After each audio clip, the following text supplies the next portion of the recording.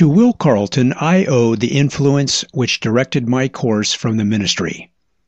I was destined to be a clergyman. I came from a clerical ancestry.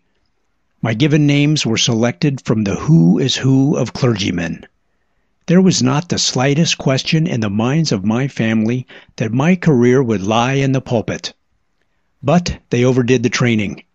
My grandfather was a hard-shell Baptist, my mother a Scotch Presbyterian. Together they made religion oppressive. I attended 5 services on Sunday. I listened Sunday evening to dreary sermons when they had to pinch me to keep me awake. Sundays were desolate days. I was not allowed to walk. I could read nothing but the Bible and the concordance. I spent the days in counting the words and letters in the Bible to confirm the concordance. I read, in addition, Pilgrim's Progress, and that was certainly not a guide to any road a boy would care to follow. Seemingly every joy in life was a sin. I was taught that people who danced, played cards, or attended the theater belonged to the devil's ranks. And they who read any books which did not come from the Sunday school were headed for a hot hereafter. Will Carleton was a classmate of my father's at college. He wrote Over the Hills to the Poorhouse and other famous ballads. The state of Michigan had recently honored him by setting aside his birthday, October 23rd, for annual observance in the schools. He became the idol of my youth. When I was a boy of 9 or 10, Will Carleton was on the lecture platform. When he came to our city, he stopped at our home, and he found there the ultra-religious atmosphere not pleasant for a boy. After one of his visits, he wrote a ballad based on that experience. It was published in his City Ballads, and the title was There Wasn't Any Room for His Heart. It recited the tale a young man told the sheriff on his way to prison. The tale of a Scotch Presbyterian home where religion was fanaticism. The boy, through this repression, was driven into crime. Will Carleton in that ballad made me the victim of that religious tragedy and sent me a copy of the book. That ballad had a greater influence on my career than all my family teachings. I admired Will Carleton. I wanted to be, when I grew up, a famous man like him. His attitude on my home life agreed with mine, of course, and when such a man agreed with me, he gave my opinions weight. Ever after that, Will Carleton became my guiding star. His attitude on religious fanaticism showed me for the first time that there was another side. I went on studying for the ministry. I was a preacher at 17. I preached in Chicago at 18. But the course of thought which Will Carleton started eventually made a religious career impossible for me. Another event had a great effect. My sister and I had been ill. Mother had nursed us and cared for us. During our convalescence, she read to us Uncle Tom's Cabin. A little later, I learned that the play was coming to town. So I made arrangements to distribute the bills and earn some tickets for it. After much persuasion, Mother agreed to let us see the play. The time was a week ahead, and the days passed with leaden steps.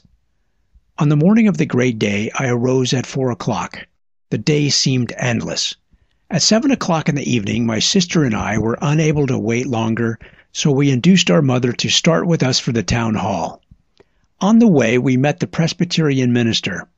He was an old bachelor who had forgotten his youth. Children instinctively shrank away from him, so I sensed in his approach a calamity. He accosted us and said, "Well, sister, I see you are out for a stroll. I love to see a mother and her children in such perfect harmony." Mother replied, "Yes, brother, we are out for a stroll, but for more than that. I feel I should tell you something. These children have been ill. During their recovery, I read them Uncle Tom's Cabin. They became intensely interested. Tonight the play is coming to town, and this boy has earned the tickets. I have agreed to take the children to the play. It cannot be worse than the book, and the book has certainly been a great factor for good." The bachelor clergyman replied, "I see your logic, sister, and I sympathize with your desire. The book did prove itself a factor of tremendous good. But remember this, those children will sometime go out from your care. They will see the lights of the devil's playhouses, urging them to enter. What will they say when those temptations come? Will they say that their mother took them to their first play, so they should not hesitate? Mother replied, "You are right. I must not set this bad example." And she turned and took us home. In one moment, I lost all respect for what Mother typified, and I never regained that respect. Another man exerted a remarkable influence on my impressive years.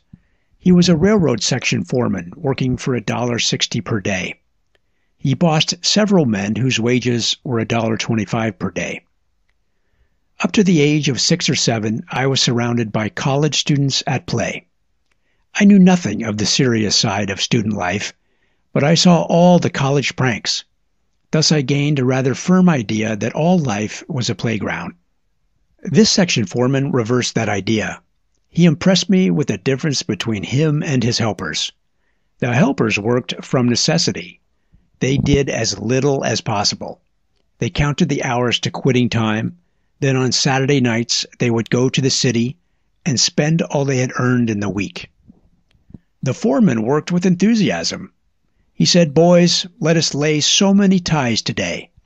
Let us get this stretch in fine shape." The men would go at it stoically and work as though work was a bore.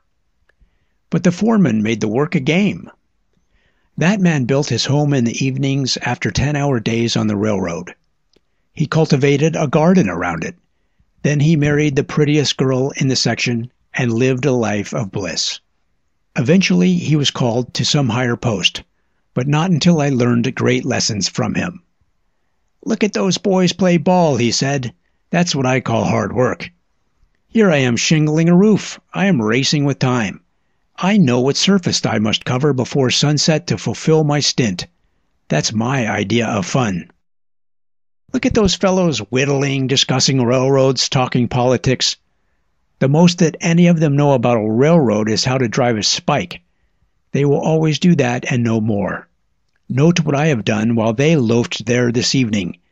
Built most of the porch on my home.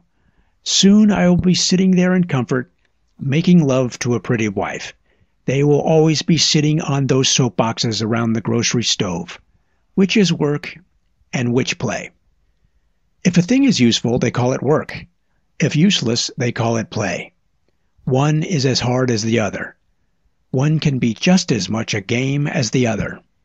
In both there is rivalry. There's a struggle to excel the rest.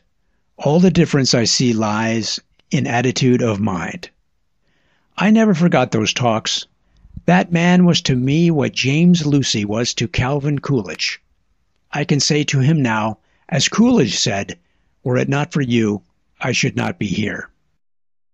In later years, I became a director of the Volunteers of America and made a study of life's derelicts. I studied them in the soup kitchens, in prisons, and on parole. Their great trouble was not laziness, but too much love of play, or rather, a wrong idea of play.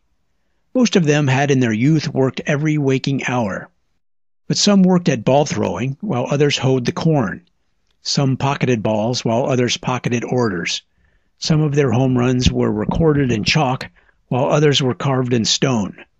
All the difference lay in a different idea of fun. I came to love work as other men love golf. I love it still. Many a time I beg off from a bridge game, a dinner, or a dance to spend the evening in my office. I steal away from weekend parties at my country home to enjoy a few hours at my typewriter. So the love of work can be cultivated, just like the love of play. The terms are interchangeable. What others call work, I call play, and vice versa. We do best what we like best. If that is chasing a polo ball, one will probably excel in that. If it means checkmating competitors or getting a home run in something worthwhile, he will excel in that. So it means a great deal when a young man can come to regard his life work as the most fascinating game that he knows. And it should be. The applause of athletics dies in a moment. The applause of success gives one cheer to the grave.